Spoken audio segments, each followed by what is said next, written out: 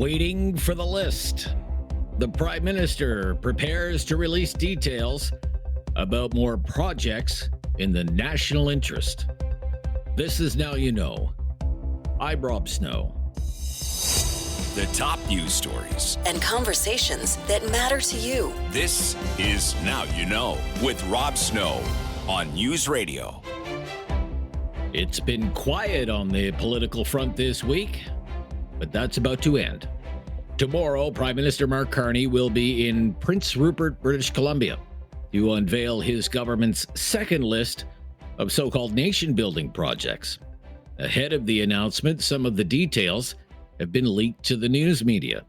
The projects are reported to include another LNG project in British Columbia, a nickel mine in northern Ontario, an open-pit tungsten mine in New Brunswick, and a hydroelectric project in Iqaluit. Ahead of the big reveal, Mr. Carney made an appearance recently in Toronto, speaking to the well-heeled business crowd at the Canadian Club. Projects that will connect, diversify, and propel our economy forward. Projects that will expand our exports to new partners. And projects that will create hundreds of thousands of good-paying union jobs for Canadian workers. Last month, we announced the first tranche of these major projects, $60 billion in investments in nuclear power, in LNG, carbon capture, critical minerals, and new trade corridors. Noticeably absent from the first list of nation-building projects was an oil pipeline from northern Alberta to the west coast. And as of now, there's little indication an oil pipeline is going to make it to this second list. During his Canadian Club event in Toronto, the Prime Minister was asked about the lack of an oil pipeline, and he seemed to suggest all the talk about a pipeline is boring. One of my questions was, is this pipeline going to come? So boring. It's not actually. It is because don't worry, we're on it. And but there is this whole world. Party? Okay, hands up. Who's working on the pipeline in this room? Okay? Isn't that a problem? No. Look at all the variety. Like, Nav,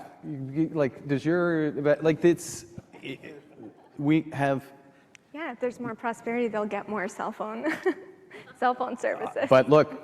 Okay, so what's going to drive one of the things? Don't worry. We're on the pipeline stuff. Danielle's on line one. Don't worry, it's going to happen. But something's going to happen. Let's put it that way.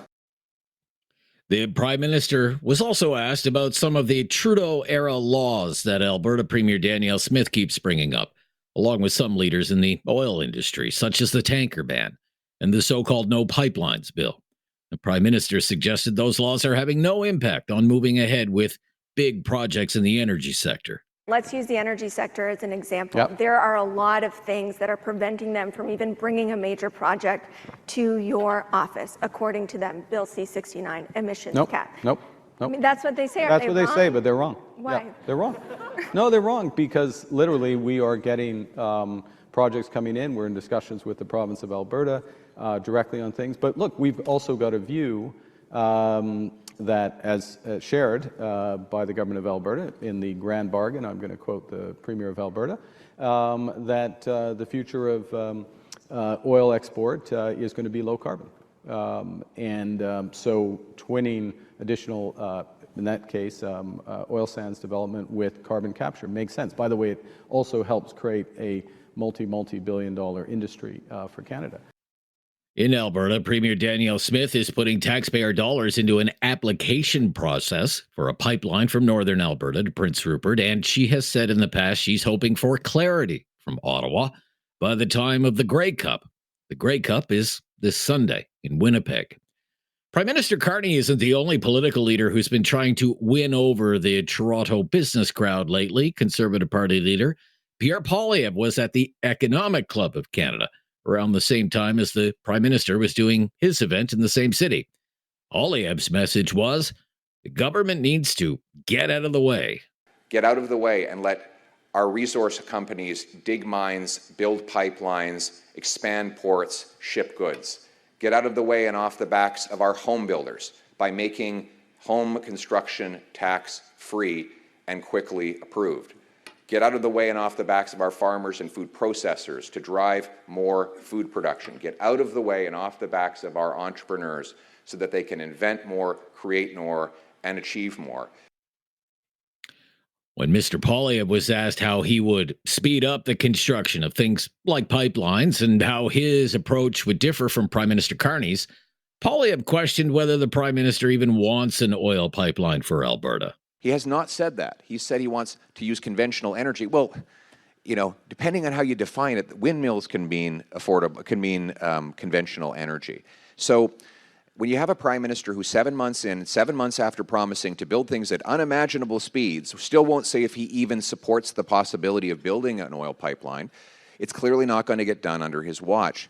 I would use the powers in Bill C-5 to set out a path and pre-approve a pipeline so that private sector could come with permitting certainty, knowing that they already have the approval to get it built. And let's get rid of all the anti-development laws and taxes, C-69, C-48, the industrial carbon tax, and the list goes on. Get rid of all of that so that even the projects that politicians have not identified explicitly can go ahead in a free market. As was the case with the most previously announced nation-building projects list from the Carney government, some of the projects on this second list have been in the works for years. The BC LNG project was first proposed 11 years ago. The mining project in New Brunswick has been trying to get off the ground since 2008. And the hydroelectricity project for Iqaluit, that was first proposed 20 years ago. I'm Rob Snow. This is Now You Know. This is News Radio.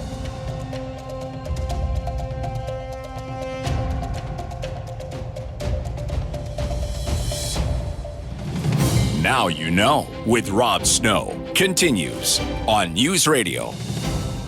He's with us every week to talk about some of the big issues. Professor Ian Lee is back from the Sprott School of Business at Carleton University in snowy Ottawa. How are you?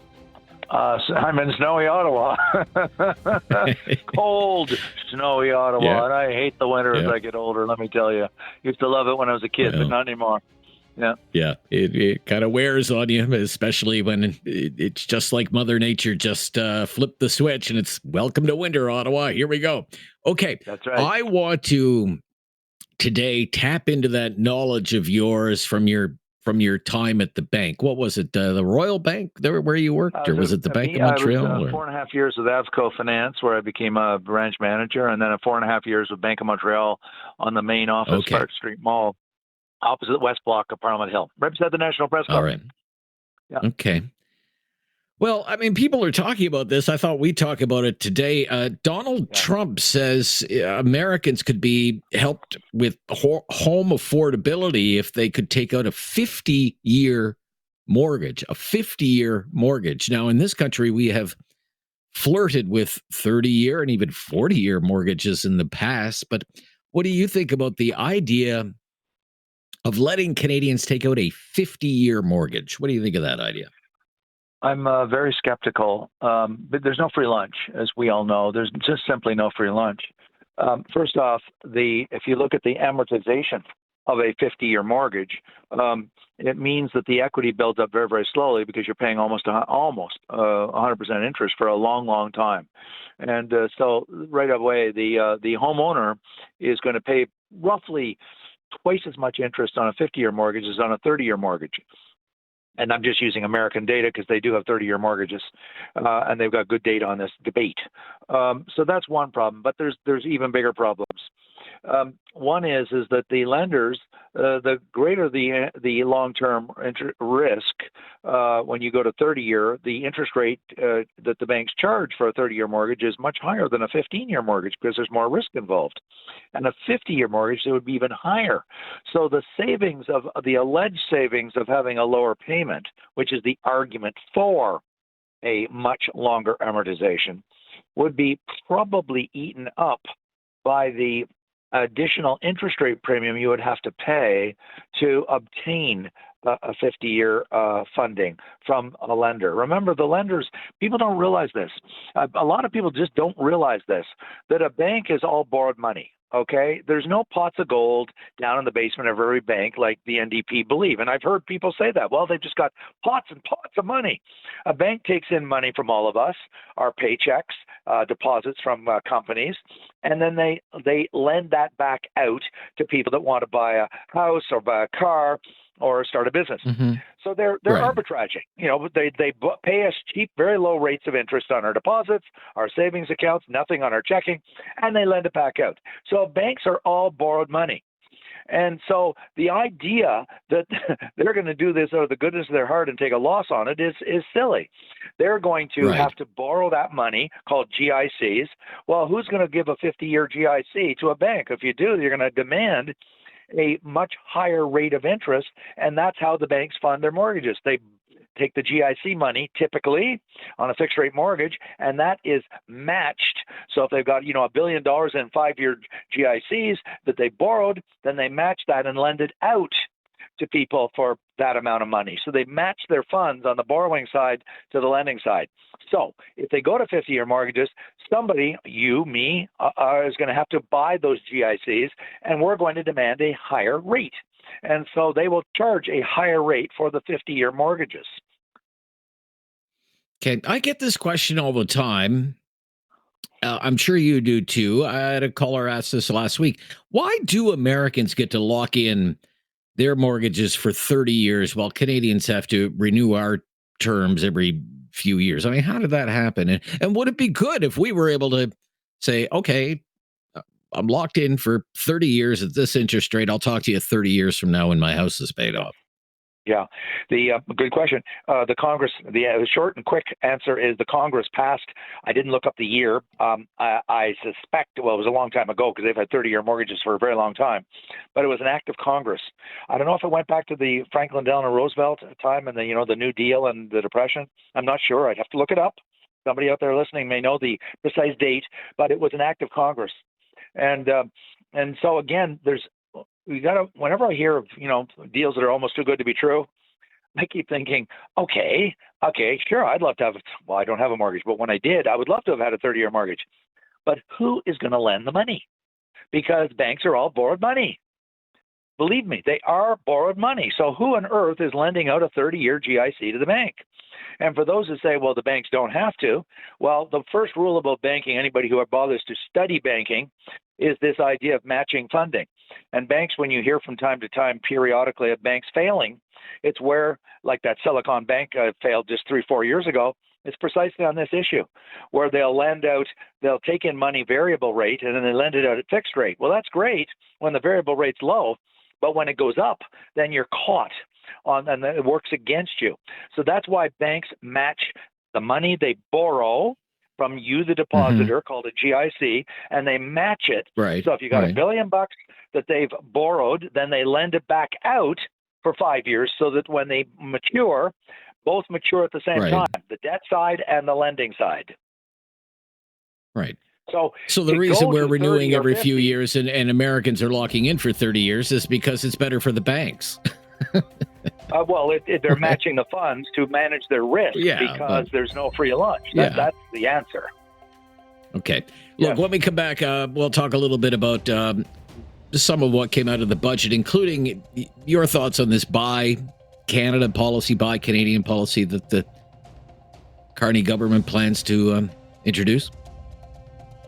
We'll be right back. Professor Ian Lee is with us from the Sprott School of Business at Carleton University. This is News Radio. There is no question Rob won't get answered. Now You Know with Rob Snow continues on News Radio. Professor Ian Lee here from the Sprott School of Business, Carleton University. What do you think of the Carney government's plans for a Buy Canadian policy? What do you think of that? I think it's a terrible idea. And I get attacked for saying that. I'll explain why. Buy Canadian or buy American or buy German or buy, it doesn't matter the nationality. Let's take the nationality out so that people don't start sending me saying, you hate Canadians. This has nothing to do with Canadians. It's got to do with the logic of buying, putting mandates. We're not talking about, we'd like you to go buy Canadian, exercising your consumer choice. We're talking about government mandates that make it mandatory. Okay? So think of mandates to buy Canadian or local produce or products and services as what it is. It's a form of protectionism. And it's saying you may not go to and buy a product or a service from another country, even if it's a superior quality or lower price. Now, it's the antithesis of free trade arguments. Free trade says you want to optimize your company on behalf of your consumers, your buyers, to get the best prices at the best quality. And so when you put restrictions on that, then what you're doing is saying you are preventing people from optimizing and getting the best deal.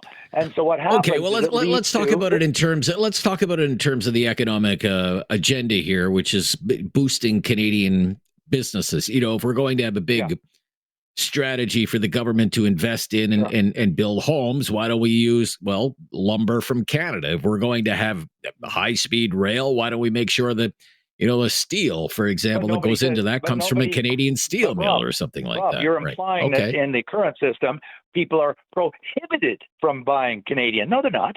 I'm not prohibited from buying anything Canadian. What we're saying with this is we're going to prohibit you or anybody from buying a foreign product, even if the Canadian product is a higher price and or a lower quality. So what does it do? This has been studied to death by Nobel Prize laureates, I assure you, and it produces lower standard of living. It produces inefficiencies in the system. Now, people can say, well, that's okay. I'm okay with that. Okay, welcome to Argentina. By the way, the most extreme case, there's a phrase in economics, people can look it up at home, called autarky, A-U-T-A-R-K-Y. It's called extreme self-sufficiency. There's one example, it's very famous in the world, it's called North Korea. And they said, we don't want to trade with anybody. We're going to make everything in our own country. We will not trade with any foreigners whatsoever. Well, of course, North Korea can't make everything that they need, so there's lots of things they just do without. I'm not suggesting that the government is going down that road. That's the extreme case of a continuum of extreme self-protectionism. Just don't let anybody buy anything outside of it's not made. Now, reason we have trade is because we aren't self-reliant in everything. There's all kinds of things we cannot. We can't build John Deere tractors. We can't grow blueberries in Ottawa on the snowbank in January. And so what we do is we import, because that makes the economy, it produces higher standards of living. And believe me, that's why we've done free trade agreements since 1950. The WTO and the GATT was because we knew, and there's just massive amounts of evidence, that when you have trading between nations, I'm not referring to the instance of China or countries that cheat. Let's set that aside. There's policy solutions for that. But we're not talking about supporting countries that cheat. We're just talking about where you have a rule of law called a trade agreement, and the whole purpose of trade agreements is to encourage and facilitate trade because it leads to a more efficient allocation of goods and services, and it leads to a higher standard of living. Okay. So if someone says, why don't you support it? I'll tell you why. Because I don't think that any government should say, let's try and make Canada more poor. This is dumb. Okay. Dumb. That's what protectionism means. It reduces your standard of living. We gotta go. Dumb. Thank you. Talk to you next week. Bye-bye. Professor Ian Lee from Carleton University. This is News Radio. You have questions. Now you know with Rob Snow has the answers. On News Radio. It's time for our Wednesday Newsday political panel with Ashton Arsenault, partner at Crestview Strategies. Hi, Ashton. Welcome back. Hi, Rob. Good to be here. And Kate Harrison, vice chair at Summa Strategies. Hi, Kate. Hey, Rob. Hi, Ashton. How are you? Good, Kate. Good. Good. Well, some in the commentary class are writing the obituary for Pierre Poilievre's time as leader of the Conservative Party, and they're writing off his chances of ever leading the Conservative Party to victory in an election and becoming prime minister someday. If I said to you, Kate Harrison, Pierre Poilievre is finished, what would you say? I'd say look at the numbers. And if there was a more iconic duo than mainstream media forecasting the death of the Conservative Party, I haven't seen any better alignment or pairing. I remember they were doing this, Rob, back when we had Maxime Bernier's defection from the Conservatives and the start of a new party. And I think many in the commentariat class were saying it was the beginning of the end, and we all know how that turned out.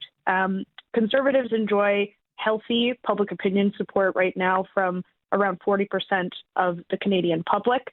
That is not a sign of a party in distress or in struggle. It's not to suggest the last couple of weeks haven't been tough ones for the Conservatives, but I think there's a little bit of forced melodrama happening right now with the commentariat class on what this all means for the Conservative Party and prospects. This is still a party that has seen successive growth in the last 3 elections and still enjoys a healthy amount of public opinion support. So I don't think that this is anywhere close to what many in the Ottawa bubble would have you believe in terms of impact. Okay. Ashton, if I said to you, Pierre Poilievre is finished, he's finished. It's the beginning of the end for Pierre Poilievre as leader of the Conservative Party, and he's never going to become prime minister. What would you say? Yeah. Okay. So I'm mostly in agreement with Kate. Let's rip the Band-Aid off and acknowledge that last week wasn't a fantastic week for the leader of the Conservative Party. A defection from caucus, a surprise resignation are normally things you'd want to see. Obviously, I find the sort of premature obituary writing to be a little bit short-sighted and frankly lacking any quality analysis. And I'll explain what I mean by that. So, okay. Well, this assumes that there won't be any additional bloodletting from caucus. Pierre Poilievre remains the most popular Conservative in Canada and the most popular person in the caucus that he leads. So there are many who are, sort of curious about what the result of his leadership review is going to look like in January. And barring any additional surprises or defections, I'm willing to bet with you right now that he's going to clear 85% in that review, which is a review by grassroots members of that party. That is how popular he remains. And so for me, look, I'm going to be honest, there's a couple of things I'm watching closely. Obviously, additional defections. If caucus coughs up a majority to the Liberals, that would very much change my calculus in terms of this conversation we're having right now. But barring that, he is very popular, and he is in a position to clear that hurdle in January. No question. Okay. What about that, Kate? What if he loses another one? Another MP? The tighter the numbers get, the harder the equation becomes. But I would just observe that you can have a majority government made in 1 week and then lost in another. We're talking about a handful of seats here. You have a member of parliament on the governing side fall ill or decide they want to step down and resulting in a by-election.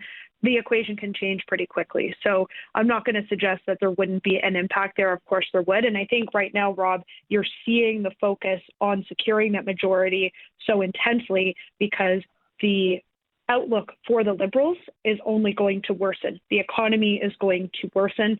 We have no trade pact with the United States, and we are likely, I think, to come out losers in the Kuzma deal.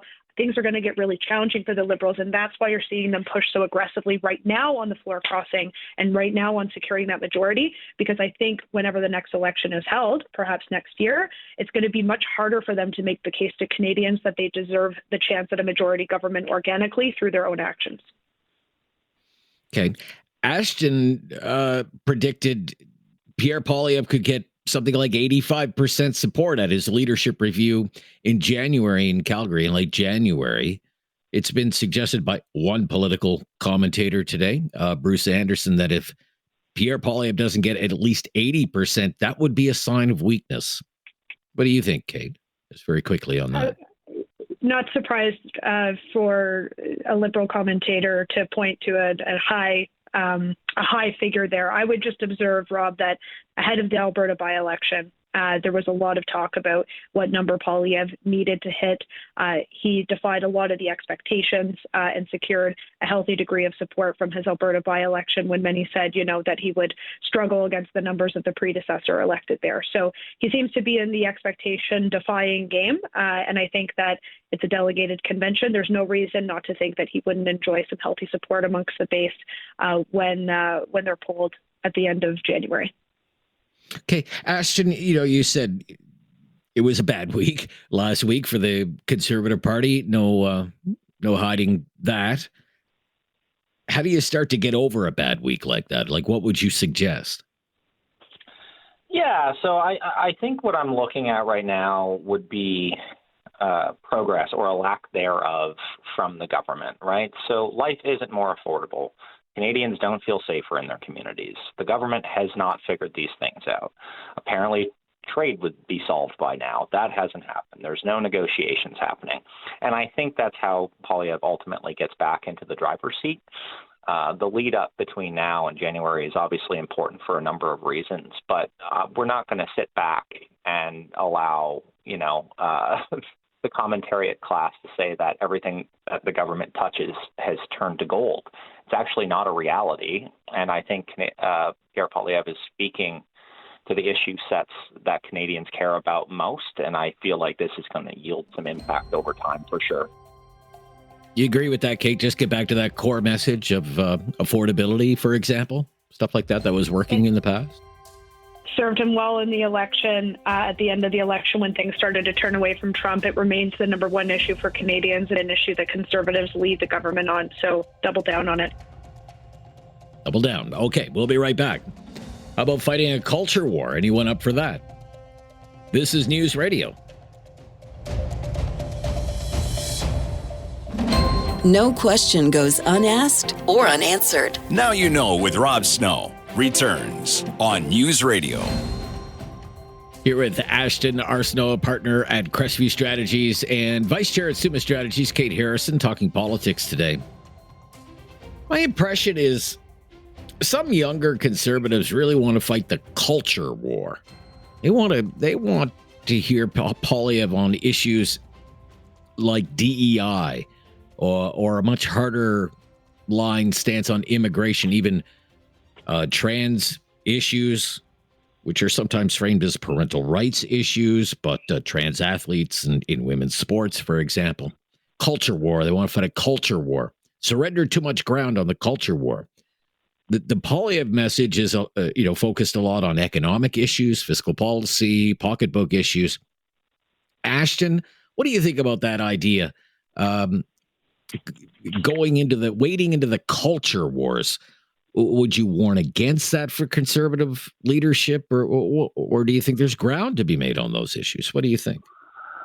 Yeah, so I think the irony with these issues is they've essentially all been abandoned by their backers in the political and business world when they were no longer deemed to be of, political expedience. I do think many conservatives, not just young to be clear, but conservatives in general want the Conservative Party to take stances on issues because the political cultural zeitgeist has essentially been controlled by the Liberals for more than a decade now. And if you spoke out against it, you got your hand slapped. And so what are we seeing from the Red Team right now? Backsliding on all of these issues. They're attempting to rein in immigration. DEI is no longer a key government talking point. Remind me when the Prime Minister last spoke about trans issues. These are changes that have happened because they realized Canadians aren't all that woke when they're paying $2,500 a month for rent. And so, look, at the end of the day, I'm a big believer in political parties and their leaders standing for something, leaders who I think fail to take stances which are consistent with their grassroots or doing so at their own peril. And so, yeah, look, messaging and nuance is, of course, important on these items, but at the end of the day, you absolutely have to stand for something. Okay. What do you think, Kate? Fighting the culture war. Yeah, well, two of the things that you mentioned, Rob, in my view, are not actually culture war issues, if you will, in DEI and in immigration. These are actually economic issues just as much as they may be about social policy. Immigration in particular has a direct link to people's ability to find jobs in this country, people's ability to access housing and overall affordability. And so I think it would be a mistake to characterize immigration policy as a quote unquote culture war issue. And I think the same is largely true on DEI. There are minimal pieces of evidence out there to suggest that DEI policy has had a statistical fiscal benefit. There may be social benefits, perhaps, but in terms of what it has meant for the economy, finding proof points there are very minimal. So I think that, I wouldn't be so quick to kind of group DEI and immigration policy as cultural ones. I think Ashton is right. You see the government moving away from these things as well, which is a sign that perhaps the general population is consumed by other things. I think conservatives should do a couple of things. They should always look to draw contrast from the Liberals, including on some of these sticky issues that the Liberals can twist themselves in knots in. But they also need to know when to pick their battles. And so, again, I think what has brought the Conservatives a lot of success is key economic messaging and affordability messaging. So, that should remain the bread and butter. But, when the government, for example, is twisting themselves in knots trying to defend the waving away of mandatory minimum sentencing for possession of child porn, that would be something that I would expect the Conservatives to draw a lot of attention to. And you may want to characterize that as a culture war issue. Gotcha. Okay. Well, let's talk about the Liberals. I mean, they seem to be in the catbird seat right now. I mean, they're ahead in the polls. It looks like the budget's going to pass. They gained an MP. Their leader's the most popular of all the leaders. But what risks are out there for the Liberals right now that you see, Ashton? Yeah, I'm the old Harold Wilson of events, my dear boy. Events, that's the honest answer. But besides that, look, the government's coming up short on many of its promises at this point. How's that trade deal with the U.S. going, right? They've been decent at avoiding big mistakes so far. I submit to you that is going to change. I'll give you an example. Ask the Liberal Environment Caucus how they're feeling today. And in addition to that, look, Canadians are fair and reasonable people, but tolerance for a lack of action only goes so far, and I think the Liberals run the risk of being all sizzle and no steak, and Canadians are hungry, and they can't afford to eat in many cases. So, look, I think it'd be fair to say that the Prime Minister's weak spots, I'd chalk them up to lack of political experience, hubris. He's very confrontational. He sure doesn't like it when you ask about his investments or motives, and an inability to work with parties in the minority, which I think is already sort of hampering their outlook for success. So, look, I think all of these things stand to eventually jam a stick in the Liberal bike spokes, but I think it will be lack of movement on affordability and worsening economic conditions that does it first. Okay, now while your take on that, Kate, but we'll have to wait. We'll be right back. I'm Rob Snow. It's our Newsday panel with Ashton, Arsenault, and Kate Harrison. This is News Radio.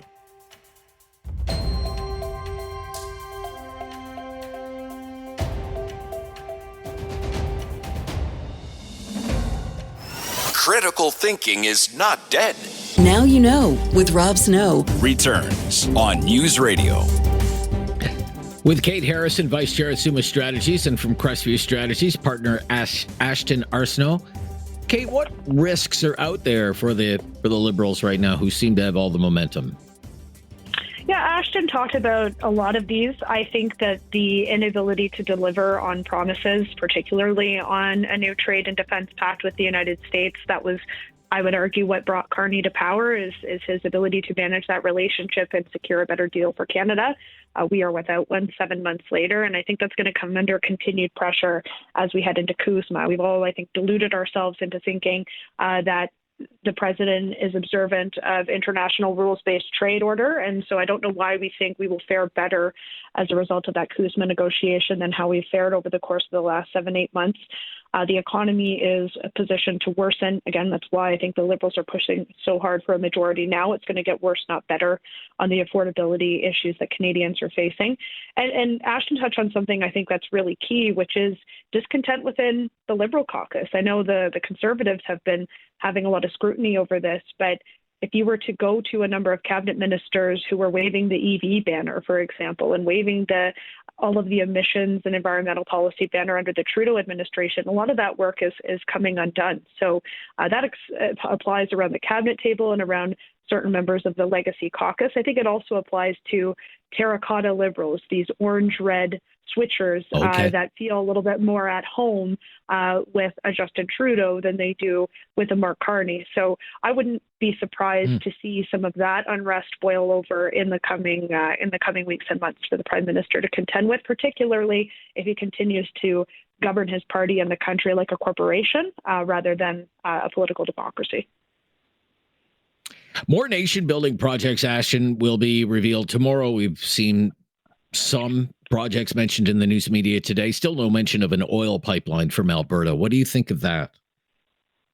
Yeah, I think a strong part of me believes that the Prime Minister is trying his best to keep sort of a bubbling cauldron in his caucus from spilling over. Look, the anticipated projects tomorrow all have their own merit from my vantage point, assuming they actually get done. But for me, it's clear that, the government is battling its own shadow when it comes to pipelines. And the party, in many ways, I feel, is being held hostage by those in the environmental base. Talk to me about the emissions profile of several major mines, for example. It's nonsense, and it's a political conundrum that the Prime Minister can't figure out. And he's also dealing with provincial issues at the same time. So, a big example there being BC, right? So how he defends something like this, to me, is at least straightforward. Apparently, it is not for him. This is a good economic move for the country. We have markets that want these products and who are willing to pay for them. It makes your life better, not worse. Also, Kate, I'm stealing Terracotta Liberal. Never heard it. Love it. Yeah, that's a good one. That's a good one. It's all yours. Kate. Okay. Just a quick minute or less on the lack of a pipeline so far. Even, if there's two lists and a pipeline's not on there. We should be encouraging the development of all projects, pipelines, and everything else that the government has on the go. I think it's pretty clear when you look at what projects have been triaged that there's some favoritism going in one direction and not another, and you can imagine how that's going to land with certain provinces. But I do think that a lot of the legacy issues that exist here in terms of getting things built have not been addressed. You can outsource all of this to a special operating agency of government all you want. The wish building and the list building is just fine. But there are reasons why private sector investment is not coming to this country. They are not addressed in the budget. And those need to be looked at very squarely by the Carney government if we're going to see a change in pace here. And I'm talking specifically about the tanker ban and some of these other pieces of legislation that have crippled energy infrastructure investment. If you ask oil and gas producers, the move away from the emissions cap is really anything but that. It will require all of the other government programs that they have to reduce emissions coming to the fore in order to actually no longer impose a cap. And so I'm not buying the government spin that they're making it any easier for oil and gas companies to do business here. Okay. Great to hear from both of you. Enjoy the rest of your day. Really appreciate the time today. Take care, both. Talkback is coming up next on News Radio.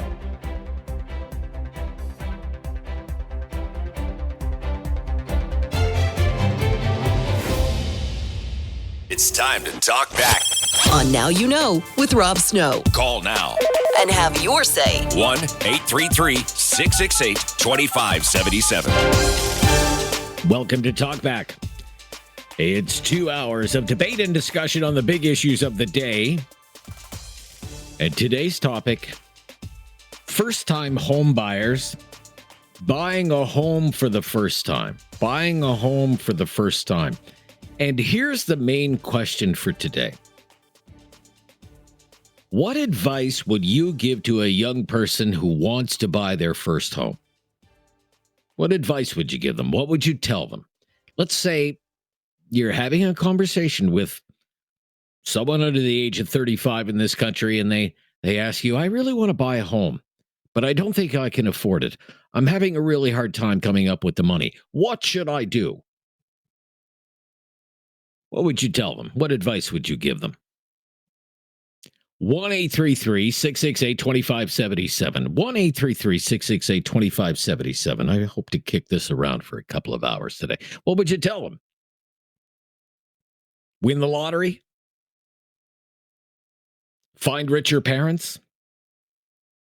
Get a second job or a third job or a better job? What about move? Move to a smaller city, move to a small town, move to a rural area. Just what advice would you give them? What would you tell them? Make more sacrifices? Make more sacrifices?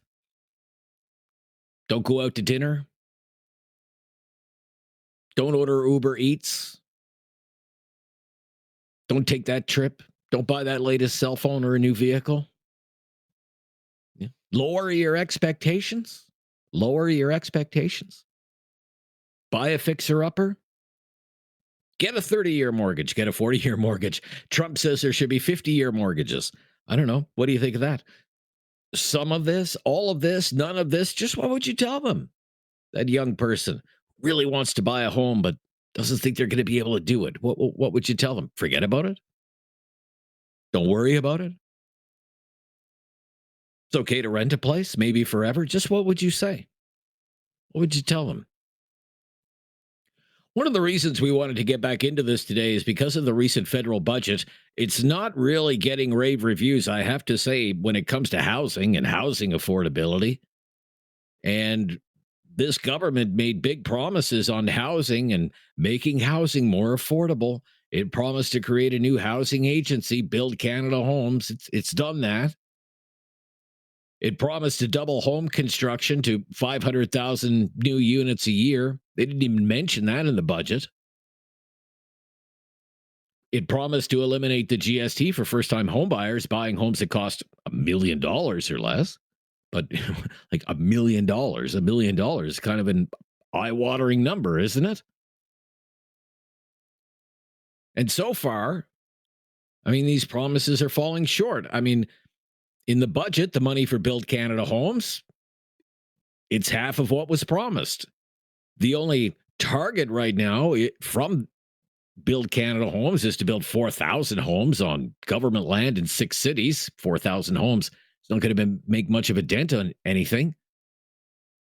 The GST promise for first-time home buyers, experts are saying in the news media, might help 10,000 people.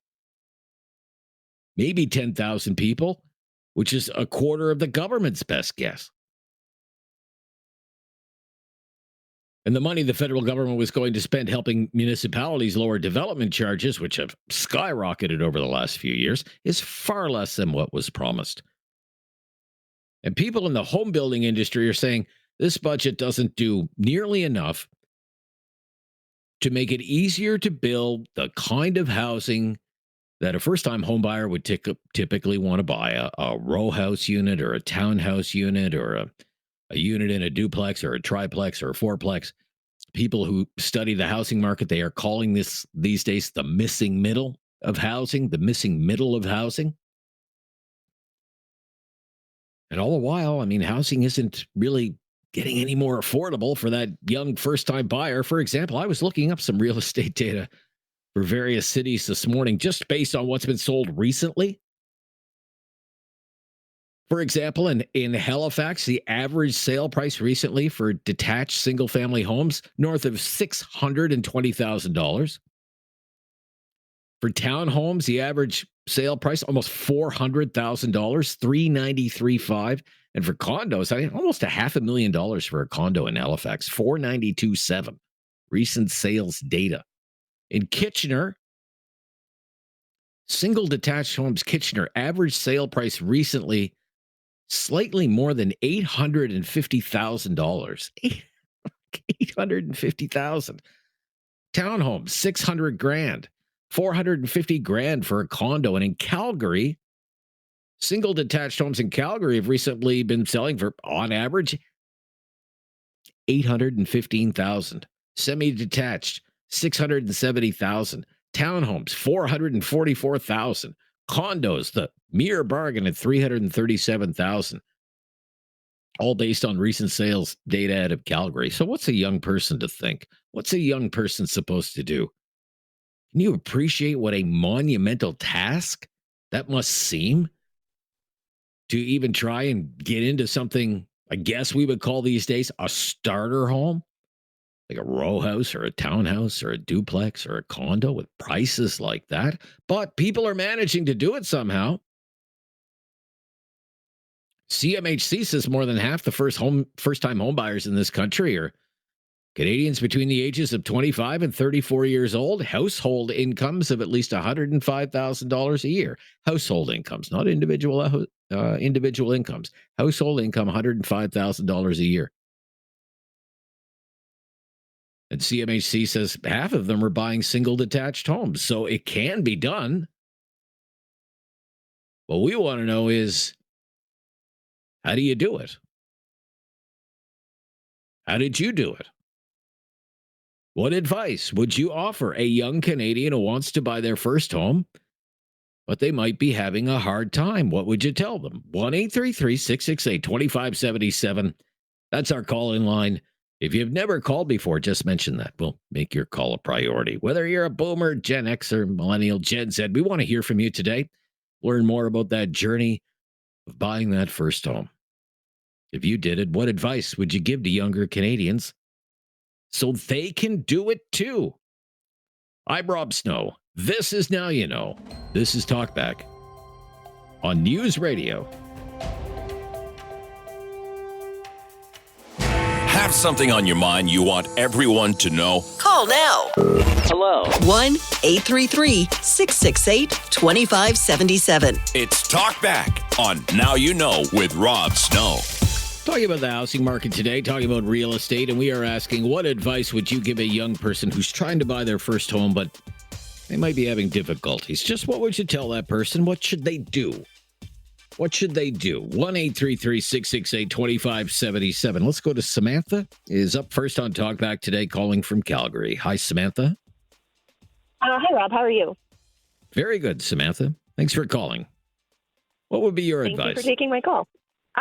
Well, I guess my advice isn't necessarily as much about the financial side of things, but just about being very intentional and thinking through location, where you want to live, and the size of the home that you want to live in terms of trying to be flexible. And also taking into account, this is a financial part, property taxes. That's something that I think I was a bit unaware of when I purchased my first home, which was about 3 years ago when I was in my late 20s.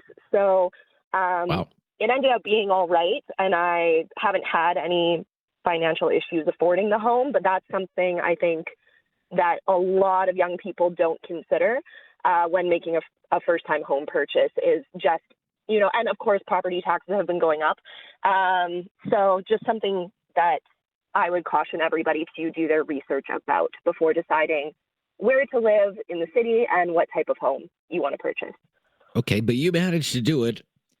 You got your first place in your late 20s, like 3 years ago. Yes. Pretty hot market, Yes. right? Some people would say maybe the peak of the market. How'd you do it? Yeah. How did you manage that? So I had a job since I was 14. I've always worked. Throughout high school, I worked throughout university, almost full time in restaurants and bars throughout university, and saved all that money. I did a few sort of traveling experiences, but I never really made large purchases. I didn't ever buy a brand new vehicle, for example. So I've been really good at saving always, and I've been working since I was legally able to work. So that's a big part of it as well. And also I'm very fortunate, I'm privileged in the sense that my parents paid for my university, so I didn't have to take out loans to do that. So that was a huge help to me as well. Yeah. Was it always a goal for you to do this by, say, this age?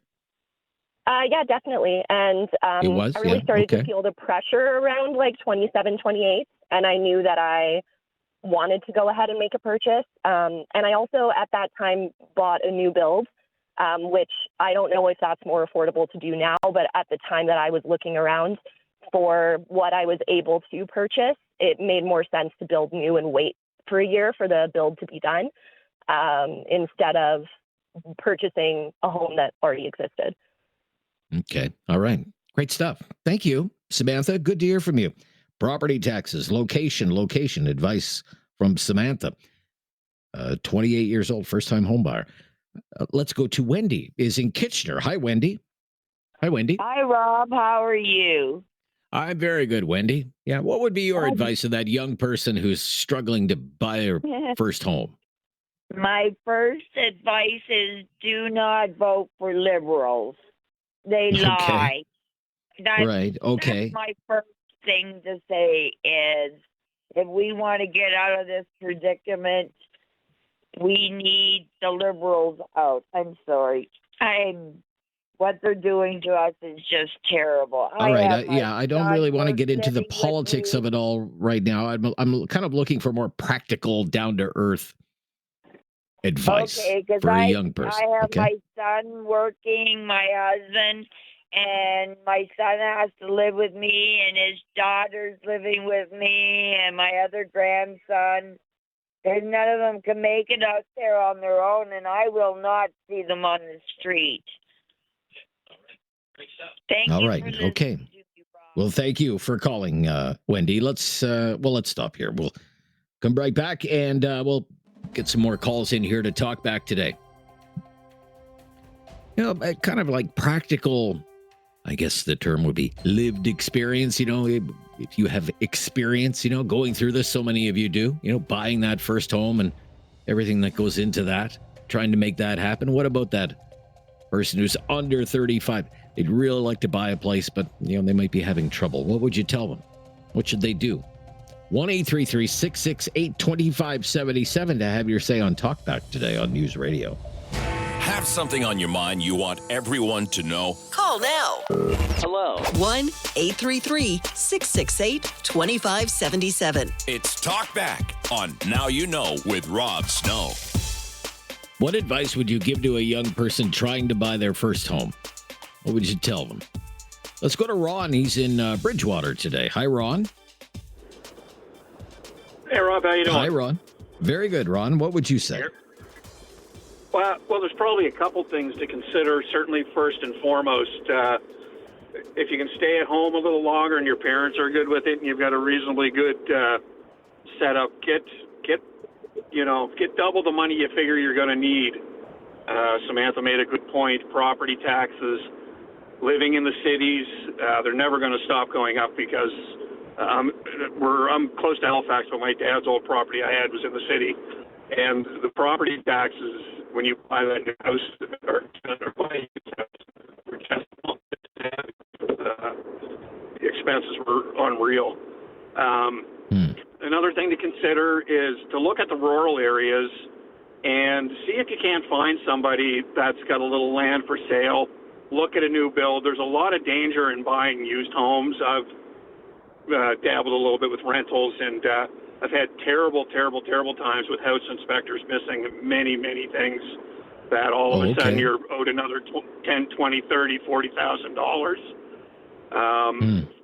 So if you can get a new build put together in a rural area and it's not going to be too far from where you work, that's definitely going to be important. In Halifax, we're divided by Halifax Harbor. And so it can take you an hour and a half, 2 hours to get to work if you're on the wrong side of the harbor for where your job is. And so, then that's time you could have spent at work doing overtime if you're so inclined. But certainly, be patient is the other thing, because sometimes we get a little excited. We see a place and we figure we can barely make ends meet by moving into it. And if you're barely making ends meet and you're moving into that place, boy, you better hope everything goes real slick for the next 5 or 10 years while you're trying to get money saved up. And, I see. If you've got your children, let's be honest, that's going to be difficult. So certainly, for me, the solve is a rural area, found somebody that had some extra land and put a place together. Fortunate that we had family that were, majority were all tradespeople, so that helped a lot. I bet. Yeah. So it's just important. Don't jump the gun, because that's about the worst thing you can do to yourself, because then all of a sudden you're in a situation where you may lose that home. And it wasn't so long ago in 2008 where we had a lot of people buying homes for the first time, and a majority of them couldn't even make their first or second mortgage payment, and they're stressing themselves out. And people, stress kills. You want to put yourself in an early grave, be worried about paying your bills every day. Yeah, for sure. Okay. Yeah, that's interesting advice, though. New builds in rural areas, if the job commute is reasonable, to your point. Thank you, Ron, calling from Bridgewater, Nova Scotia. Jeff is in Calgary. Hi, Jeff. Not a lot of time, but time to fit you in here. Jeff, what would be your advice? Hi, Rob. first time caller. Appreciate that. I bought a trailer in a trailer park. A trailer. It was really Okay. good. And all my neighbors are really good. And I could save up money for a down payment. Are you there? Okay. Yeah, right here. How much was it, if you don't mind me asking? Fuck. Are you there? Yeah, Hello? I'm right here. Yeah, I got you. Hello? Yeah, it must be on your end, Jeff. If you want to hang on, I'll bring you back on, Jeff. I don't know why you're not hearing me, and it sounds like he's just dropped out. That must be on his end. We'll try him again if he calls back, okay? We'll stop here. That's too bad. I wanted to learn more about that, buying a mobile home, and whether someone would have recommended that, what it's like, and what the market's like for mobile homes these days.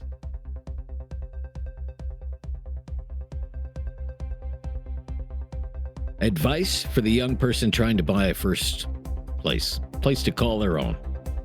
Maybe they're having problems. What would you say to them? What would be your advice to them? What would you tell them? Back right after the latest breaking news on a busy news day here on News Radio.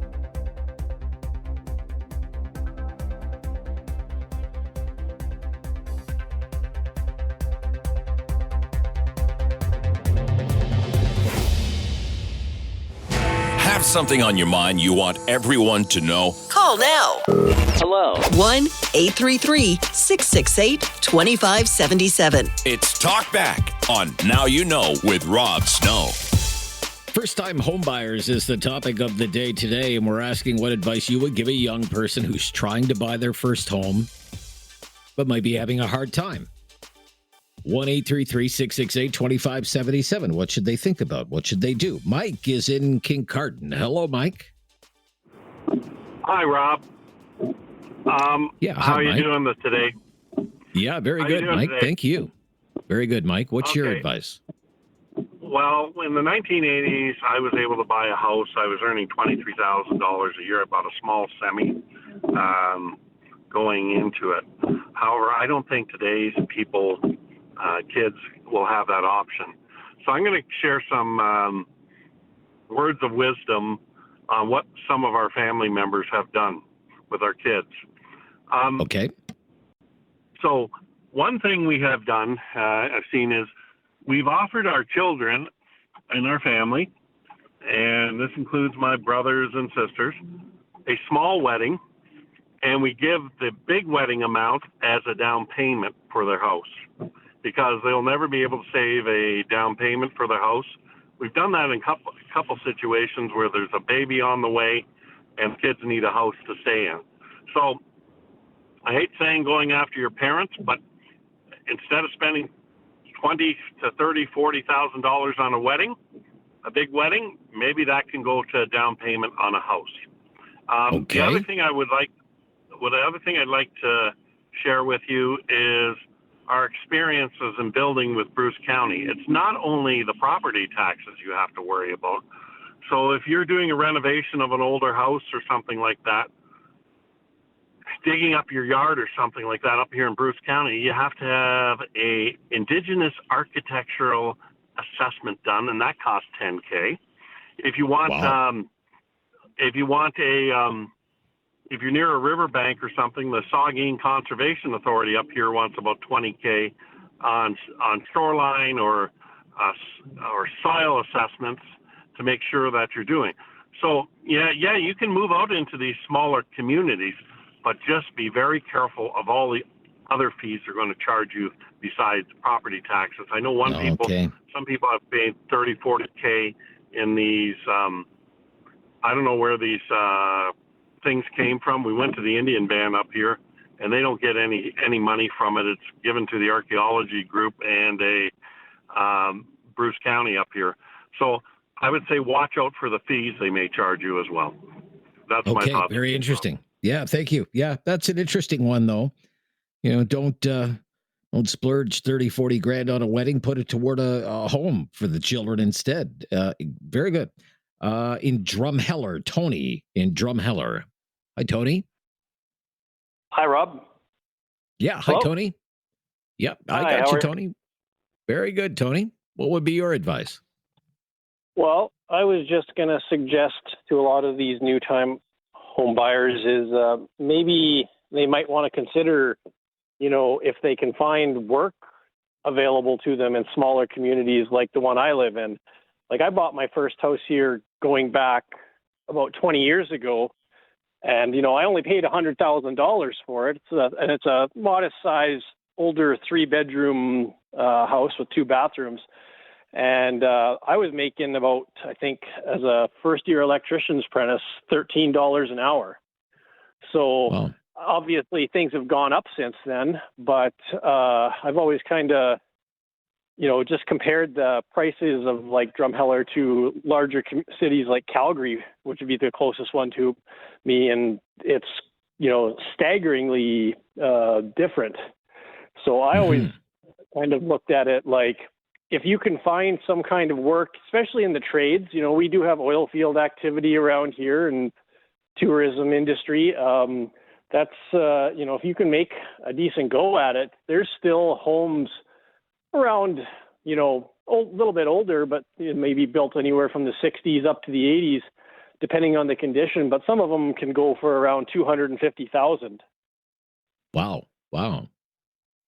So, all the home data you always hear about on the, news typically talks about like the larger centers, but smaller communities, like the surrounding areas of, around here would be, of similar size. Stettler would be one, Brooks. You can actually get some pretty reasonably priced homes.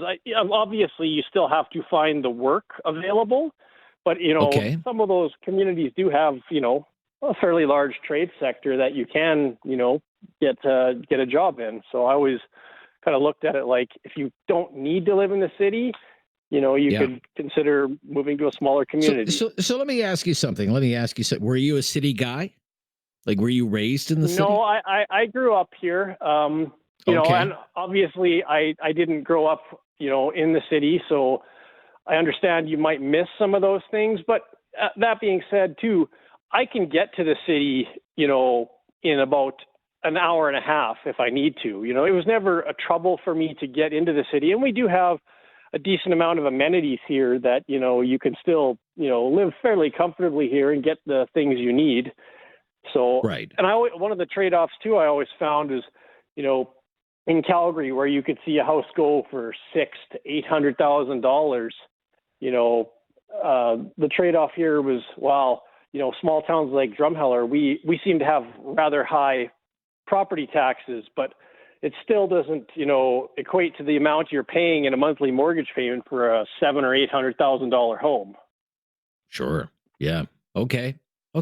Yeah, and I guess if there's something, big, hot and happening in Calgary, a concert, or you want to go to a Flames game or something like that, what do you got, a 90-minute drive or so to get there? Yeah. 90 minutes, 2 hours, something like that. Yeah. Okay. All right. Thank you.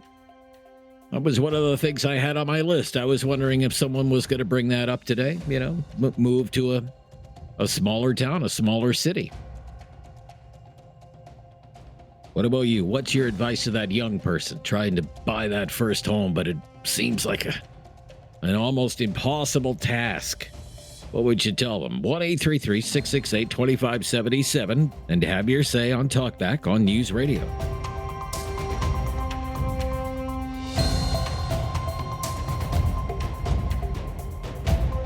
What advice would you give to a young person trying to buy their first home? Our topic today on Talkback. Loving the call so far. Keep them coming in. Let's go to Nova Scotia. Steve is in Nova Scotia today. Hi, Steve. Hey, how you doing? Yeah, very good, Steve. What would be your advice? Well, it's funny you mentioned that, Dan, because Rob, my best friend's son just joined the Navy today. And my advice to him was to kick off an RSP, get the savings started early. He's only 16 right now. And that was my key thing. And I really don't think we're pushing that enough. Young people need to save. I realize it's difficult to do that, but once you kind of get into the rhythm of saving, and as we heard from the lady a few calls ago, She worked her buns off, put the money aside, and she was able to purchase her first home. I did the same thing when I was 23. I bought my own home. I rented my upstairs. I lived downstairs. And eventually that allowed me to move on and, move up kind of thing. So that's for me is the biggest thing. Kids, like, folks need to learn how to save. Learn how to save and build the habit of saving, you're saying. Like, get into the habit. Make it a habit, right? Yeah. Okay. Oh, yeah. Yeah. It has to be inculcated from a very early age, and I don't think we're doing that well enough. Okay. Anyway, very interesting. I'm just curious, that first home you bought when you were 23. Just tell me a little bit about that. It's kind of from a bygone era. What was that place like? Where was it? So I bought the house in Lower Sackville, which is kind of a suburb community here in Nova Scotia of Halifax. I was a young sailor, and I had to commute, and find my own parking in Halifax, which was a nightmare at the time. But, I did it. It kind of cramped, my style because I was still single at the time and going downtown Halifax and, going out and having some beers. And, that was a bit of a challenge getting home at times. But, something, it is what it is. No regrets. It was a 3-bedroom place. With 2 bedrooms downstairs, so 5 bedrooms total. And there was a bathroom downstairs. So like I said, I rented out my upstairs to another sailor I knew. And the basement I shared with a roommate. So I had more income coming in from those renting from me than what it was costing for my mortgage. So, very smart. There's got to be some flexibility there too, because I think some of the younger purchasers have some of these grandiose ideas as to what they want, i.e. the granite countertops and all the Gucci items in a house. Sometimes you got to take something a little less nice, perhaps. Yeah. Work on it, and put a little sweat equity into yourself, and things will move along quite fine. Very cool. Anyway. Thank you. Yeah, I love the call. All the best. Luke is in Calgary. Hi, Luke. What would be your advice, Luke? Well, I guess my advice. I bought my first house when I was 19, so my advice would be don't do it. Don't do it. Okay. Yeah, I would say don't do it. I would say if you can, and if you're, if you have a relationship with your parents and it's a good one, and you have that opportunity to stay at home, I looked back when I was about 30, 32 and thought to myself, if I had stayed at home and kept my work ethic and saved my money the way that I had been trying to save and whatnot, I would have been able to buy the house outright by the time I was 32. And I'm not saying you got to stay there till you're 32, but if you stay at home till you're 26, 27, 28, and you save up a couple $100,000, which is absolutely possible, the amount of stress, Rob, the amount of stress I went through between 20 to 26 years old, those years are lost. Okay, your mental health is far more important than some fake idea of success because you're in a house. It just doesn't make sense.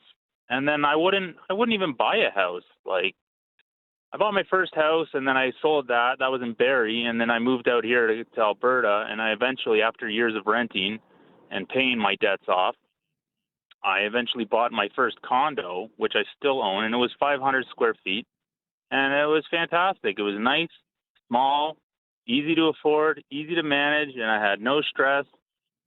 I think kids we need to focus more on just slow down. You don't need to go 1,000 miles an hour. You don't need to be stressed out. You don't have to do that to yourself. There's this idea that we have to buy a house. You don't have to buy a house. You don't have to. You can rent and have no stress and just work hard and enjoy your life. It's possible. All right, Luke. Sure thing. Sure thing. Surprising opinion, but maybe a minority opinion, but a welcome it nonetheless. Love the call as always. Thank you. Be right back on Talkback on News Radio. Have something on your mind you want everyone to know? Call now. Hello. 1-833-668-2577. It's Talkback on Now You Know with Rob Snow. It's a very popular topic today. The phone lines are jammed, and we're trying to get through as many calls as we can as they come in. Let's go to John. He is calling from Shelburne, Ontario. Hi, John. Good to hear from you. What would be your advice? Very good. Thank you. Good. I bought my first home at 18, so I bought and sold 11 homes since then, so I've been in the market quite a bit. I find it a very tough market to get into nowadays, especially with the price of homes over here. They're over $1 million. But my advice to them, especially if you're trying to get in the market, don't go with just a direct bank. Get a mortgage broker that represents a bunch of banks, because if you're with the Bank of Nova Scotia, they may not be hungry for mortgages at this point in time. So if you're trying to get one through them, they're going to be harder to get a mortgage with. So you're better to have a mortgage broker that represents all the banks and trust companies, and they know which companies and banks are hot for mortgages and wanting to give them out. Okay. Also, so go with a mortgage broker. Go with a mortgage broker. That would be your... Yeah. Okay. That would be the best advice for that. Then you have just not one bank you're dealing with all of them. Also, when you're looking for your first home, always try and find something that's in a fairly populated area with an income in the home, because that income will count as income for you so that you can approve for that mortgage. So if you can rent out an apartment for, let's say, $2,000 a month in the basement, that's $24,000 a year. At least that amount, half of that amount, is used as your income, and the bank will recognize that, which will help you get a decent home and a better chance to get a mortgage. Because nowadays, let me ask you, John, because I'm not too familiar with that side of things. What if instead of it was just an apartment, what if it was just a room? Like, what if I said I was going to have a roommate and they were going to pay whatever $500 for the room a month? Would that count too? There's certain banks that will recognize that. Not all banks will. A lot of banks, because there's a lot of bylaws in certain cities that you have to have a registered apartment, legal apartment as they call it. And if it's not a legal apartment, they won't recognize that. Majority of banks will, though. I just went through buying my last home here, and the one bank, Nova Scotia, that I actually dealt with as my bank, was giving me a hard time with the mortgage because they didn't recognize the income because it wasn't legal. And I used a mortgage broker instead and actually got a mortgage through TD Bank, because they recognize illegal, as they call it, a non-legal apartment. They were fine with the income in it, and they sent over a adjudicator, like a person to evaluate the home and verify there was an apartment in it. And the main reason I did that is just to paint the picture. Is I have two children. Of course, now they're 36 and 35. And I promised them that I would help them get in the market. So I bought my first home with my son, which was about my 9th home. And he put down what money he had, about $15,000. I put down the other $450,000. We did a 5-year mortgage, and he rented. He stayed in the basement, and I stayed in the top. And then when the mortgage came due, he could afford then to buy me out of the rest of the home, which he did. So now he's a full homeowner, and I just purchased another home for $1 million with my daughter, and she put down her $40,000 that she had, and she owns half that home on title, and I put down the other $500,000, and now she has a mortgage with me as income that I can help her. Now she has a mortgage, and she will work the next 5 years and then buy me out, and hopefully that will be my last home I buy for myself. Wow. What a plan. It sounds like you've done very well, John. 18 years old to look at you now. Thank you. Great advice there. Really interesting points. Very quick hour of Talkback. Full hour just ahead. Love to hear from you today. It's time to talk back. On Now You Know with Rob Snow. Call now. And have your say. 1-833-668-2577. Welcome to hour number 2 of Talk Back. I'm Rob Snow. Thanks for joining us today, where we've been talking about the housing market for first-time home buyers and asking what advice you would give to a young person trying to buy their first home, maybe having difficulties. What would you tell them? What should they do? 1-833-668-2577. Right back to it. In Halifax today is Andy. Hi, Andy. Hey, Rob. How's it going? Yeah, very good, Andy. What would you say? Good. So I just wanted to have a comment on one of the previous callers from Calgary on buying versus renting. I think that he's got a good point.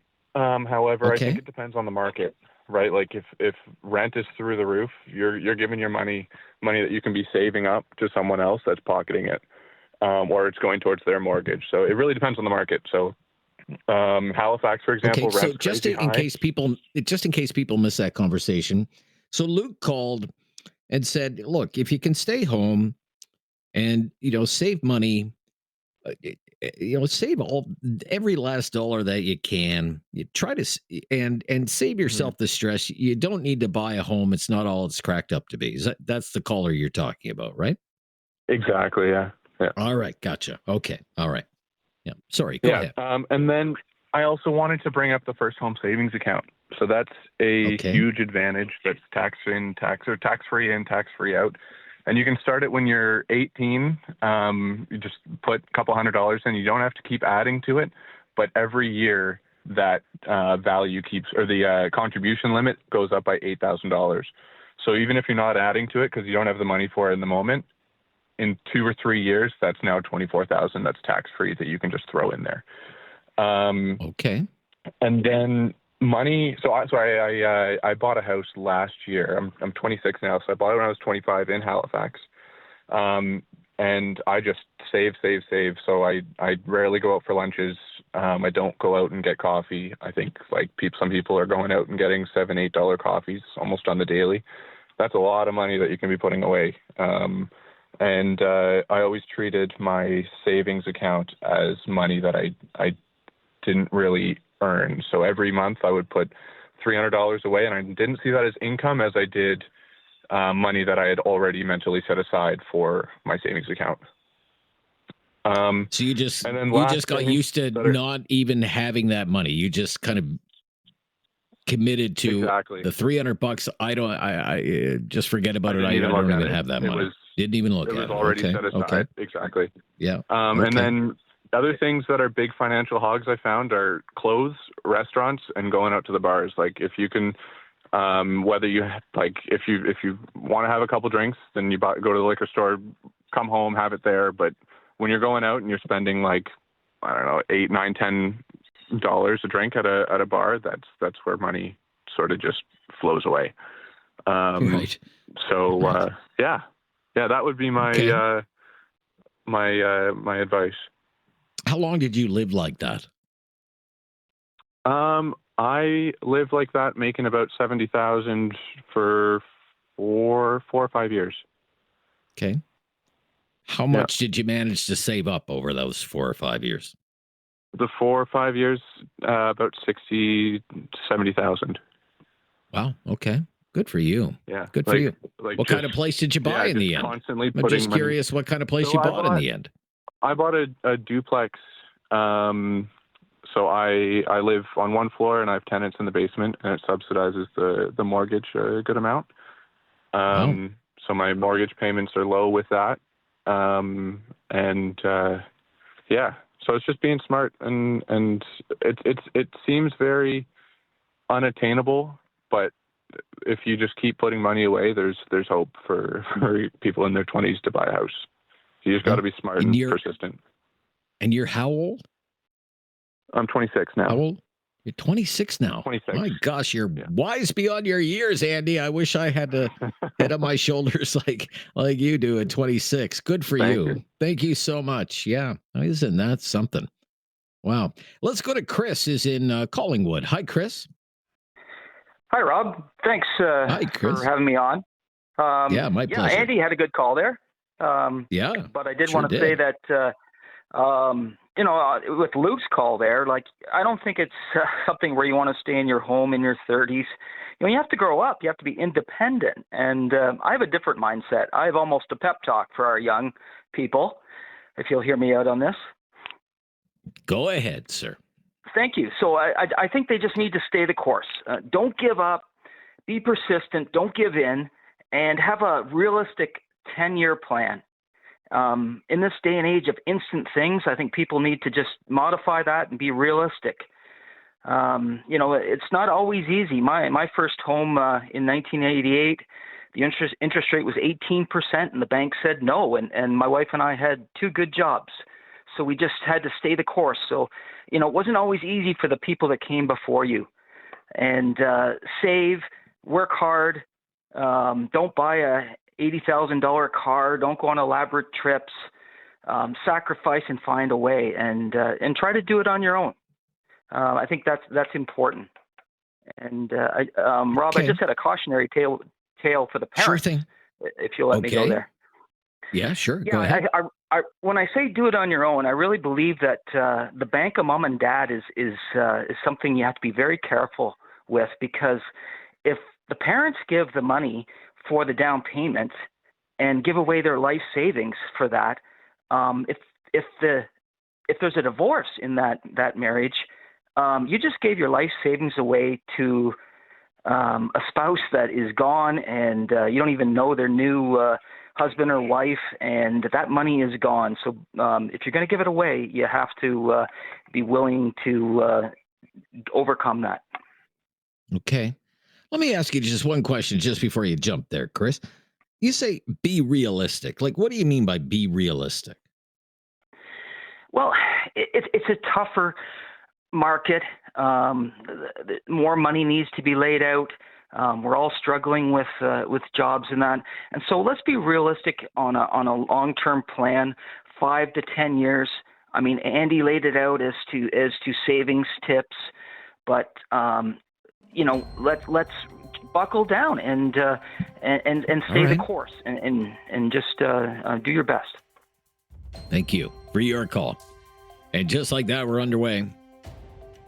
Hour number 2 of Talkback here. For the first time, we have more than 3 lines available. The phone lines have been jammed on this topic today. If you want to offer some advice to that young person who's trying to buy their first home, now would be a perfect time to call. 1-833-668-2577. Talkback on News Radio.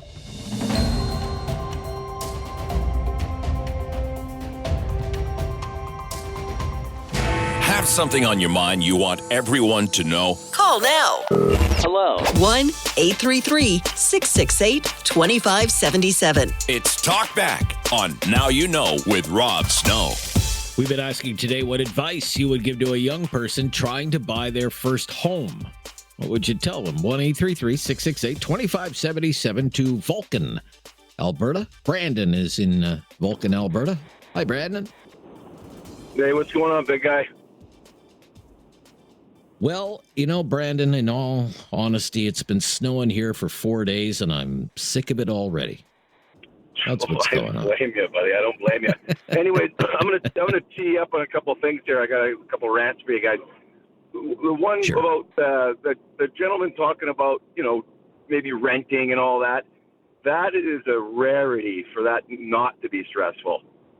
Okay. You don't have any control over anything. When you're young, hopefully you're going to be having a kid. I mean, we're getting outbred here. We got to have some kids, and you need stability. Next thing you know, the landlord just decides, I want to sell it, or and you just on your ass. You're stressed right out looking for that. Not to mention, what about pets? I love pets. You can't have pets. It's just a nightmare. Right. You're not in control. Okay. Okay. That's my opinion on renting. It works when you're young, like I did. You move in with a few friends, pound away that cash, and fill up that RSP, and then they used to let you take out your first-time home buyer amount, right? You remember that, and then they give you several years to pay it back. That's kind of what I did. But I also left the Lower Mainland, and I I drove my ass out to Elkford, British Columbia, and I live there because that's where the affordable housing was. Where is that? Elkford, British Columbia. Where's that? Oh yeah, it's right by the Alberta border. So between Cranbrook and it's past Fernie. Oh, Fernie. Yeah. Okay. Fernie. I know where Fernie is. I know of Fernie. I should say I had a friend who was in the mining business there. Yeah. Worked in the mines. That's what I do. So anyways, I went after that mining thing. I ended up buying a nice home there. It was awesome. It was affordable. It's the wilderness capital of Canada. They claim, I think is what they say, Elkford. And then, so that's the level of commitment I took. I left everything behind, parents, sisters, friends. It's a pretty sweet life. Dealership job as a mechanic type of thing. But I still couldn't afford it in the Surrey area. So I had to leave. It is what it is. But I'm also an advocate for having my children raised by my wife. And this whole society has now ruined that.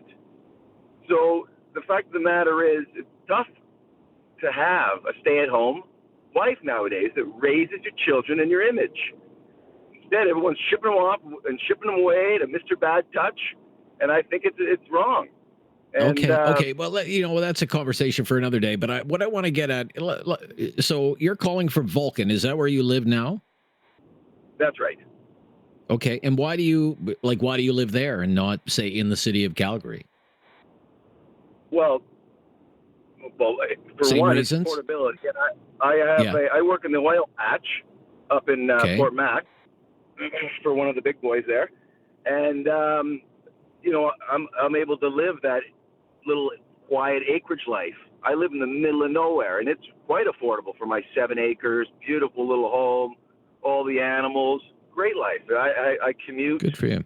An hour once a week or whatever to get to the airport, and that's how I do it. And I'm fortunate enough to have that stay-at-home mother, wife, homemaker. But sacrifices I made, right? Hustling, man. Right. Get it done. Hustling. And okay. One of the advice I have young children right now, 18, 17-year-old kids. And one of the things that these kids are going to have to get over it real quick. Take a look at your screen time on your phone, and it's staggering. You do some simple math, it ends up being 6 hours a day times 365 days a year equals 90 days a year staring at that stupid thing. You've got to put that freaking thing down and get to work. All right. Okay, Dad. Brandon, I'm going to wrap up our conversation there. We'll be right back. We'll take a couple of more calls. I promise you in the next segment. On advice you would give a young person trying to buy their first home. Brandon's advice: move to the middle of nowhere. Better quality of life. What do you think of that? 1-833-668-2577. This is News Radio. Have something on your mind you want everyone to know? Call now. Hello. 1-833-668-2577. It's Talkback on Now You Know with Rob Snow. Looking for advice for a young person trying to buy their first home? I want to take Al's call. Al is in Calgary today. Hi, Al. Thanks for taking my call. You're welcome. What would you say, Al? Had you asked me that 11 years ago, I would have said, don't vote Liberal. Too late for that. Time for the kids to maybe look after their parents or grandparents. Learn how to change their diapers. Work around their schedule. Take them to the doctors. And you know what? One day it'll all be yours. Take a maid. Have children. They'll look. Their grandparents love their grandchildren. You don't have to send them off to a daycare or apply for that $10 a day, whatever the Liberals have promised you. And there's nothing wrong with living in rural Alberta or rural Saskatchewan. No, I don't think anybody's suggesting that there is. Right, but a lot of people here moved out of Calgary so they could go to Saskatoon, where the price of houses were a little bit more economical. So be it. What I want to say to the fellow from Halifax is that at 26, I bought my second home. I had a 15.5% mortgage. I raised 5 kids, started a new business, and had my 15-year mortgage paid off in 12 years. And I had all sorts of opportunities to travel with the kids or by myself, go to the bar. Those things were all taken away from you when you voted for Trudeau and now Carney. Yeah, again, there's lots of time to talk about politics. I'm not really into the politics today. What I'm looking for is just, and you've offered some practical advice. Okay, we can talk about the politics of all of this some other day. But you've offered some, and I thank you for doing that, Al. Let's go to Peter's in Kitchener. Hi, Peter. Hi there. So Hi, Peter. there are a couple of options when you talk about the parents contributing. One is a term called equity sharing, where they put up your down payment, they register an agreement on title, which allows them to share in the equity of the property when it's sold. So if they put 20% down, whenever the property is sold, they get their down payment back plus 20% of the remaining equity. They don't lose, they win. It's registered on title, it's safe. The other one is they can take back a second mortgage for that equity after the property closes. And the third one is they can actually go on title, and that protects them as well. So there are protections for the bank of mom and dad. I've been fortunate enough that my wife and I have been able to be the bank of mom and dad. And like the one gentleman said, to move to Timbuktu, my one son who used the bank of mom and dad is now selling his house, and he has managed to create about $700,000 in equity. He's going to move from Ontario to Nova Scotia. He's going to pay cash for his house there and have cash in the bank left. Amazing. So there are a great many opportunities for people to use the bank of mom and dad if they're fortunate enough to have parents who can assist. And they can protect their parents easily. Just a little bit of thought on how it's structured, and they're safe. That's all I have to say. Yeah. Thank you. And thank you. I was going to just ask him one more question, but he seemed to be in a rush there, and we're kind of in a rush now. So, look, I appreciate everyone calling today, but you're just going to have to be patient because the phone lines have just been jammed on this topic all day. We had one little lull there about 15 minutes ago, but back to jam-packed full phone lines again. And we'll get right back to the calls right after the latest breaking news on advice for young people trying to buy their first home here on Talkback on News Radio. Have something on your mind you want everyone to know? Call now. Hello. 1-833-668-2577. It's Talkback on Now You Know with Rob Snow.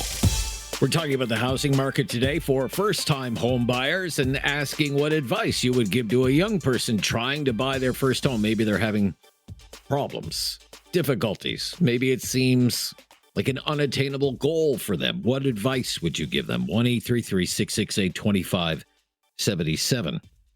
Linda is in southern Alberta. Hello, Linda. Thanks for waiting. Hi, You're Linda. welcome. Hi. The only thing I'm going to say is for those who don't have the bank of mom and dad, or are willing to do the income through renting, I would just say to them is make sure that your cost of living, like you're doing for your rent or whatever in your housing, is going to be less than what your mortgage payments and your house expenses are going to be. And also I would suggest that, make sure you got job security. Job security. Sure. Yeah, you're going into housing, and the resale value of your house is going to go up, not down, because you're investing a lot of money. When you want to sell it, you want to make sure you're going to get what you paid for plus whatever interest and everything. So you want to have an increase in the value when you sell. Of course. Yeah.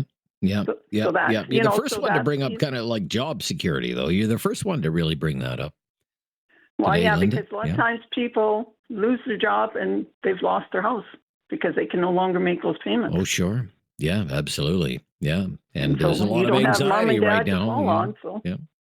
Yeah. So- Yeah. A lot of anxiety about jobs in this day and age, for sure. Lots of layoffs in the news, but yeah. And you yeah, brought that's up good about advice. buying trailers. Well, trailers devalue in value. They don't go up like a house. Yeah. I was just curious. There was a time when that was, seen as, an option for some people buying a mobile home, for example. Well, if in a you're park planning somewhere. on never moving out of it, I guess that's, because I Okay, know I okay. myself have a modular home that's on a full basement, but they Yes. don't classify it as a house. Okay. It's never going anywhere, but still it doesn't have the same value as a house. I see. Okay. That's interesting. So, yeah, that's my Do advice. you own the land that it's on? Do you own the land that it's on?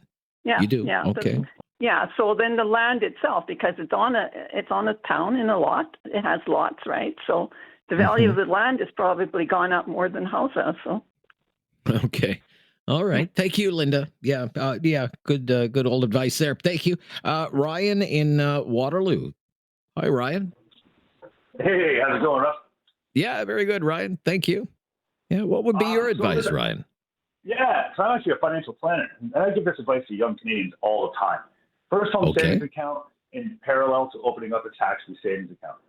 As the other gentleman said, you open up a first home savings account, it starts accumulating contribution room, $8,000 a year to a maximum of $40,000 lifetime contribution. If you contribute to a TFSA in parallel to an FHSA, so say $100 each, you take the growth from your TFSA at the end of the year, assuming you have it, and apply that to the first home savings account. And the reason why you do that is because the first home savings account has the same attributes as an RSP, a dollar for dollar deduction against your income. So if you make $100,000, you contribute $8,000 to the FHSA, you will only have to pay taxes on $92,000. There, effectively and hopefully, getting you a tax return, which you can then just reapply to your tax-free savings account. So you've effectively kept money away from the government in 3 different ways. Well, that's something else. Wow, very clever. Okay. Anything else, Ryan? No. I mean, do you have any questions about that? Well, sorry, one more thing I want to say about the first home savings account. One of the greatest things that I believe the Liberal government has put together. If you don't buy a home and you contribute and you open one up, that $40,000 of contribution will actually roll into your RSP. So there's many benefits to opening up a first home savings account. So it definitely First home savings account. 18 years old. First home savings account. First home buyer's account is going by way of the dodo bird. You always have to pay it back after 15 years, right? So in this case, the first home savings account, if you've never owned a home before, open a first home savings account. Do so not at a bank, but at a major institution like a financial planning one like Manulife, Great West Life, Sun Life, and find someone who is actually a financial planner who's actually going to give you sound advice, not sell you something that their boss is telling you to. So avoid the banks. Okay. All right. Very interesting, Ryan. Thank you. Yeah. Thanks for that advice. FHSA. A few people have brought that up today. Herman is up next in Calgary. Hi, Herman. Hi, how are you? Very good, Herman. Thank you. What would be your advice to that young person trying to buy their first home? Well, I was really curious about this whole topic. I was going to call you on Friday and ask you about it. When you say young people, what age group are you guys talking about exactly? I'm talking about 35 and under. 35 and under? Rob, did you know anybody that owned a house when you were in your late 20s, early 30s? Did you know anybody that owned a house already on their own in their under 35? I did it myself. I didn't. I bought my first house in my late 30s. Yeah, I did. Lots of people. My late 30s. My father bought his house actually when he was 50. I mean, oh, really? Yeah. And I'm just wondering. Well, I might be older than you. Like I'm in my mid 50s, so we're the same maybe times have changed. Okay. No, we're the same age. And I'm just wondering, why are we putting this pressure on young people to thinking that, my advice to my kids is enjoy your life, finish your education, get, that lady said before, get a solid job, secure job, and then we'll talk from there. If I can help you out, I will, but I mean, at the end of the day, it's going to be up to you, and you put a plan together. But I think getting your life in order, getting a solid job, even in a relationship, get your life in order, enjoy your life while you're young, and then worry about buying a house probably when you turn 30 and you start, between 30 and 40, that's when you would save up and maybe buy a house later in your 30s. That would really be my advice to young people, is just try to enjoy life and take care of yourself, and all the good things come. And that's the advice. So don't stress about it, and don't be in a hurry. Someone else has raised this. The whole process can create a great deal of stress, and then taking care of the home is, that's another thing altogether, right? With the upkeep and the maintenance and taxes and unexpected bills and everything. It's not all sunshine and lollipops for homeowners, that's for sure. Okay, interesting. Don't stress it. Don't be in a rush, he says. 1-833-668-2577. 3-4 lines available there. Lots of time to fit you in today on the topic. On Talkback on News Radio.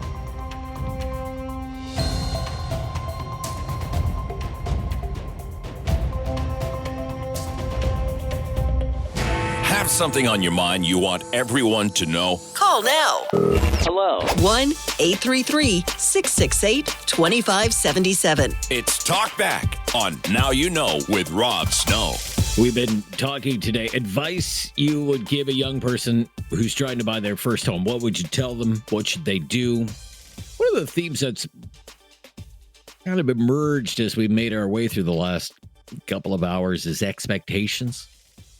Expectations. What about expectations? If you were talking to a young person, giving them advice about buying that first home, I mean, what expectations do you think they should have? Because it's been brought up today. It's been brought up before. Millennials, Gen Z, they have unrealistic expectations. Some people have mentioned that today. Expectations that are too high for any number of reasons. They've, grown up in a world where they've never been told no. They've grown up in a world of instant gratification.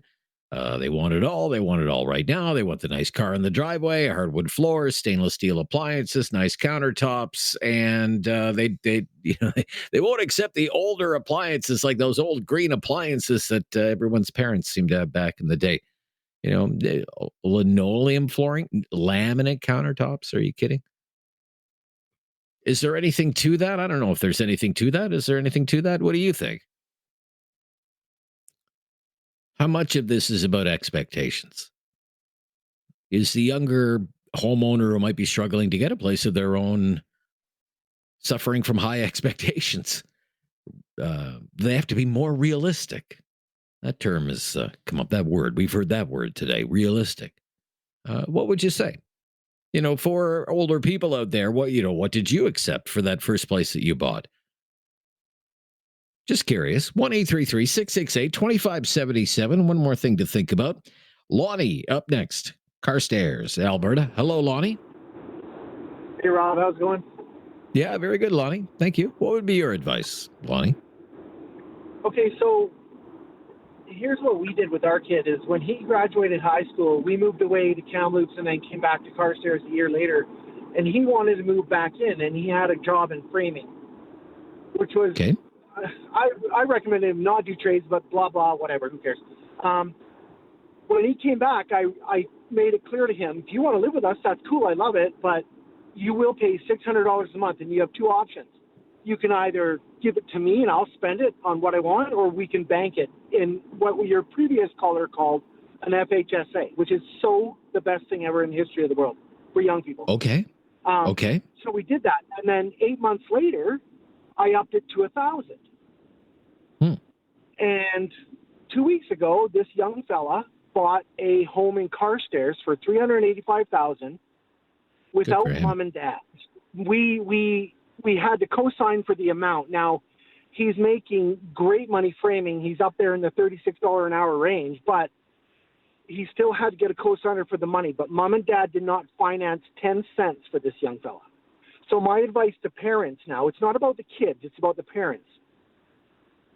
Force your children to save as soon as they graduate high school. Like, don't give them options to live for free. Like, don't give them that freeloading life. And they don't get to decide if they want to, my whole paycheck needs to get me iPads and blah, blah, blah, whatever, right? Make them accountable for their own lives. And that's, in my opinion, how to get your children through today's times. Now, agreed, holy crap, is it ever hard for young people to buy homes? I don't disagree in any way, shape, or form. But if you use the government's programs, first home savings account, and then once you max out that $8,000 per year up to $40,000 max, you put it into an RRSP, and you can still withdraw that for a down payment on a home. And that's how my son was successful. And how much did your son save by doing that? He saved just shy of $40,000 in $40,000. Wow. Okay. Yeah, April of 2022 till literally 4 weeks ago, whatever it was. Wow, 3.5 years. So 3.5 years or so. Yeah. Save $40,000 in 3.5 years. Wow, that is quite something. Yeah, it is. And that's where I feel like parents are dropping the ball. It's not about kids not being able to afford it. It's about parents not holding their children accountable for their own lives. And unfortunately, kids are facing what they face. We all faced our own problems when we were young and this and that. Oh, yeah. And you say you had to co-sign? You still had to co-sign? Yeah, like my wife did because we didn't want to hold us both handicapped. Yes, my wife did. Correct. Yeah. But and how? I'm just curious, if I could, how do you feel about that? How do you feel about having to do that? You're okay with it? He was approved on his own, Rob, for $315,000. Okay. Literally, with no period. Mom and dad stay out of it. It's all him. But unfortunately, he did not want a condo or a townhouse. He wanted a single-family home, and God, I freaking love that so much. Okay, good for so him. We were more than willing to do it. Absolutely. Good for him. But again, good for you. Rob, I reiterate, Mom and Dad did not contribute 10 cents to this young man's buying of a home. Yeah, sounds like you imposed some discipline there. Thank you. Yeah, Lonnie, thank you. Very interesting. We'll stop here. And Tony, you hang on the line. We'll get to you before we stop for today on this very interesting topic. Love the calls today. This is News Radio. Have something on your mind you want everyone to know? Call now. Hello. 1-833-668-2577. It's Talkback on Now You Know with Rob Snow. We've been asking today what advice you would give a young person trying to buy their first home, but might be finding it difficult. What would you tell them? What should they do? 1-833-668-2577. Tony, up next in Kitchener. Hi, Tony. Hi, Rob. Thanks for taking my call again. I don't know if this will work out for other people, but what we did with the two daughters that we have, one's 35 and she's now married off, but we were doing the same with our 27-year-old who's still living with us. She's been employed full-time now, thankfully, for about almost 4 years, and she's not making very much. It's decent, but we had two rules. One, we have a joint bank account. So not so I can hover, but we could just monitor her savings. And and two, she has to be working and saving, because I've explained to the girls, listen, life is not easy. It's vicious out there. It's not very forgiving. But I also told them, stay as long as you want in our house, as long as you're working and saving. Take full advantage of the fact this is the richest you're ever going to be is when you live at home with your parents. And Rob, I'll be honest with you, we're very proud of our girls. And the one she has, the one that's living at home, she's got almost $100,000 saved up in investments. So you have to let them spend money. You have to let them spend money, enjoy their life and what they're working for. But at the same token, I think only twice we had to kind of steer her back in the right direction, because it's like, if you're going to be living here, it's not 3 or 4 trips a year. Live within your means and save, because that's the only way you're going to ever get out on your own. So I don't know if that works for others. Lonnie, who called from Carstairs, Alberta, said, if you're going to live here, you're either going to pay me $600 a month in rent, or you're going to put $600 a month into a savings vehicle. He recommended the first home savings account, which has been a very popular topic today. Do you do something similar with your daughter? Yes, very similar. When she got to the point when she hit about $25,000, we have a lot of people in our family that are financial advisors, so they were able to help her out and steer the way, to get the most bang for the buck. But, we just keep on reassuring them that, listen, this is the richest you're ever going to be is living at home. Take full advantage of it. And you know what? I personally, I used to tell my girls, we need to have a joint bank account, not so I can control your spending, but we just want to make sure that they're going in the right direction. Because you know what? You're young, do some crazy things, spend some money when you shouldn't. But at the same token, save your money and don't spend beyond your means. And it's worked so far. This will be the last comment. This will be the last comment that I make, and you can respond to this. Sure. Let me be the curmudgeon. Okay. Your daughter's 27. She's got $100,000 in financial assets. Kick her out of the house and tell her to go buy a place of her own and be a grown-up. What would you say to that? Here's the thing, Rob. I was raised European, and this is my late father always used to say, listen, you didn't ask to come into this world. It's my responsibility to take care of you until you're ready to leave the nest. She wants to go. But you know what? I want her to go when she's financially able to go, and I don't want her to rent. There's no renting because I did that for 10 years, Rob, and I regretted every minute of it. So. All right. Okay. Awesome, Tony. Thank you. I'm glad everybody's doing well. Thank you so much for all of those calls today. Really enjoyed the discussion. We'll be back tomorrow with a new topic.